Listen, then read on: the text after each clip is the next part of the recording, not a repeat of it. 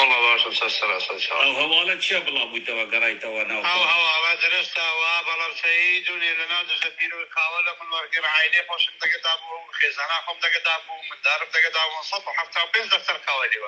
كي والله يقول كي نتوما وابلر سعيد كي وابلر سعيد صدو حتى بين كله أي سبب أي دنيا وكابراش كشت كي أو كابراي شيء مرات كاري كردي فالتو خانه مخدر خور خانه قوات خانه هر بازار قولوا والله حتى لا دستيان خلاص هر كابرا لنا قومي خول زاده بكجري زور لو انا بياوترو باشترا اسما ما مسعود بارزاني با بكشي با هر شتي لم بك خولنا قومي خوما خو خزمي خوما خو دزنا مساعله من هذا انا بافل معدلي سرخوشه 24 ساعات مخدر خوره خلدوني اكام وهابي كشت حسك مزالي عم داني يشتبون كبيداني اكام يندان اكام ينكشت أكامي هزار إزاعي صاروا منك أكامي هين أكامي دجال أكاري كوماندوي كوماندو هو تيجي فيديو خمه لوز بنيرم وابي سلام كردوني والله بنيرة شي دوز لدوها ولسه باري وماكي باري شي لسه آوي عن أسد بو أها آوي عن أسد إنجلتيتو عملوا خم قلتو هاتن آوي وقتی دبی ایلا دگین بکی شریک سایت خوی نادری شاهانه کردی شریک جوای هستا او های کرد أي بابل أقايل نبو كورك سبافل هي بافل بس هاقال مخدراتيا سبافل هي يعني أو صلاتي زور ترى سبافل نيم او خواهي دخل شو رجلو بافل سعمالي فيرنا معها عمو جتان حاضرة بين الشيخ تلاور بيت او عندهم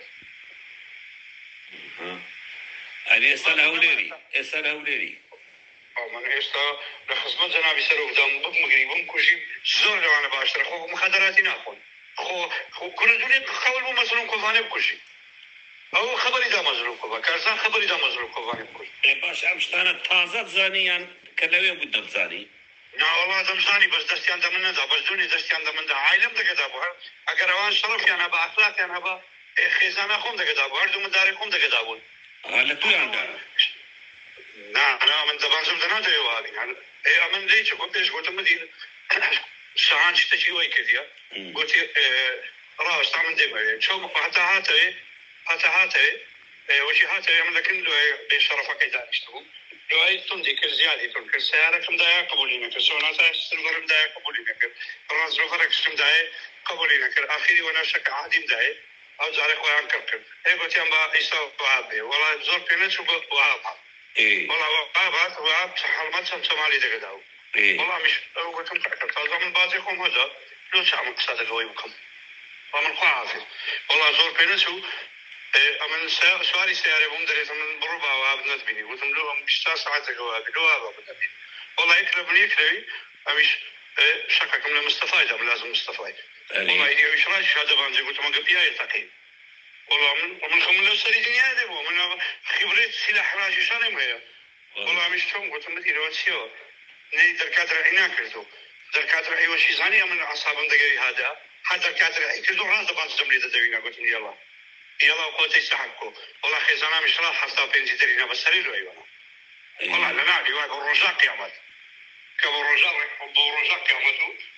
يجي ما درش تازه تلفوني كذا ورا وسد الى الدنيا لو تكم قلت بناموس حد شي كزيت لو دنيا ده بليت كشف كم قال قريات اتو سلامي باخلاق بشرف اتو برادي عائلمه بس بتزيد باب السوشيال او فيديو بابس بقى مصيفي استا فيديو براو كم تماشي لا من دار مركزيه تماشي من دار كسكا حمد اخوري وردران بس كمنيه زي ساق كم ما راستا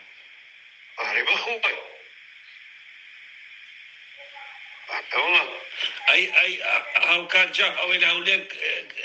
ترور كان دستيكي لقلبو دستيكي بريتو والله زندور وخورا تو من بيمان ديما بس حتى الذي يخاني او اخرك زور ديري او عاتي مدري بس حتى الذي يخاني صراحه كان بيزاق صادقات باش